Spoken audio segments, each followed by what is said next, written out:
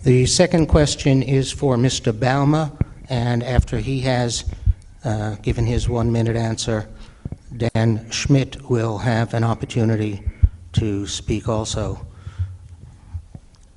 The question is, Tom Trail is proposing to add a tax on services. Given this tax increase, do you recommend your supporter vote for Mr. Trail? I can't speak to whether you ought to vote for Mr. Trail, but I can say, give you my position on taxing services. I think there are reasons why we do not tax services. I think every tax exemption and loophole needs to be examined individually because there are good reasons why we don't tax many of them. Many of the supposed loopholes really protect our elderly, our poor, and those in crisis.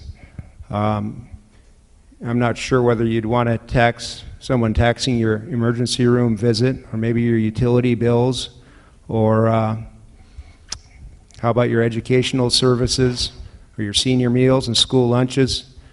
To label them all unfair exemptions and loopholes is to really paint it with a broad brush and not to do justice to the issue at hand. Dan Schmidt, do you wish to use your minute? Sure. Democratic candidate for Senate, Dan Schmidt. Okay. I didn't quite understand whether you were agreeing that we should tax services there or not, but I think considering taxing services is quite fair. It's part of what we do. We provide services. They're a transaction. They add value. We should consider taxing services. I'm not saying that that's something we should do, just as Gresham said, across the board, but there are some that need to be considered. Thank you.